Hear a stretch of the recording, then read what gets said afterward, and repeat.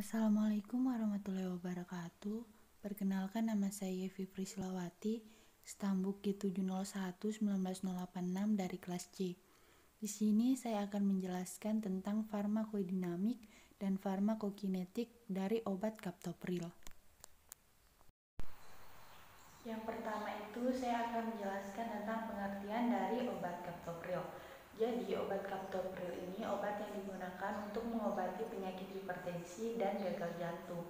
Obat ini juga digunakan untuk pengobatan pasca serangan jantung atau penyakit gagal ginjal yang disebabkan oleh diabetes. Yang kedua itu farmakodinamik dari obat kaptopril. Pemberian kaptopril menghasilkan pengurangan resistensi arteri perifer pada pasien hipertensi tanpa adanya pengurangan atau peningkatan output jantung. Pengurangan klinis yang signifikan dari tekanan darah yang sering diamati 60-90 menit setelah pemberian obat.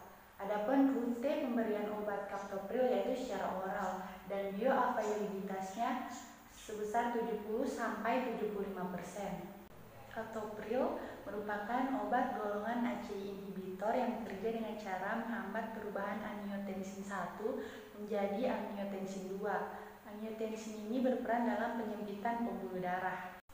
Dengan demikian, proses kerja obat kaptopril secara keseluruhan akan menurunkan resistensi vaskular, yaitu arteri di perifer, secara sistemik. Kaptopril juga membuat peningkatan aliran darah ke ginjal. Yang ketiga itu farmakokinetik dari obat kaptopril. Yang pertama itu absorpsi. Kaptopril diabsorpsi dengan cepat sekitar 60-75% pada perut kosong. Makanan akan mengurangi bioavailabilitas obat sekitar 24-30%. Dalam 1 jam, dosis tunggal 100 mg kaptopril per oral akan mencapai konsentrasi puncak dalam darah sekitar 800 nanogram per mililiter. Lama kerja obat berhubungan dengan dosis yang diberikan. Untuk mencapai efek terapeutik yang maksimal, maka obat perlu dikonsumsi selama beberapa minggu.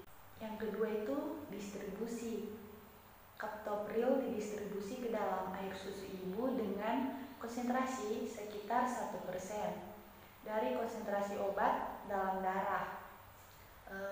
Yang telah dilakukan itu uji coba pada hewan menunjukkan kaptopril secara cepat didistribusi pada semua jaringan tubuh, kecuali itu susunan saraf pusat.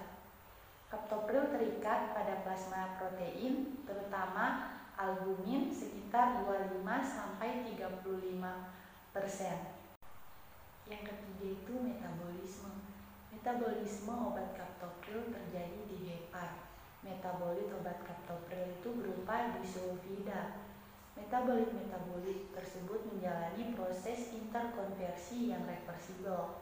Sekitar setengah dari dosis obat kaptopril yang akan diabsorpsi secara cepat akan dimetabolisir, terutama menjadi disulfida, kaptopril sintein, dan dimer sulfida.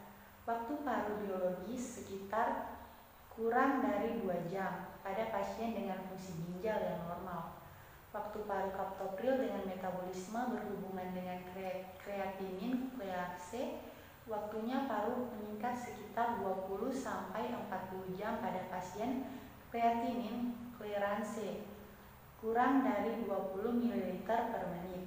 Dapat lebih lama sekitar 6,5 pada pasien dengan anuria. Yang keempat itu eliminasi. Kaptopril diekskresikan ke urin. Lebih dari 95% dosis obat yang diabsorpsi akan diekskresikan ke urin dalam waktu 24 jam pada pasien dengan fungsi ginjal yang normal. Sekitar 40-50% dari obat yang diekskresikan ke urin berupa kaptopril yang tidak berubah. Sekitar 20% dari dosis obat tunggal ditemukan pada feses dalam waktu 5 hari, yang berupa obat tidak diabsorpsi. Obat kaptopril dapat dieliminasi melalui hemodialisa pada orang dewasa, namun Belum diketahui apakah obat ini dapat dieliminasi melalui proses tersebut pada anak-anak. Mungkin hanya itu saja yang dapat saya jelaskan. Diucapkan terima kasih.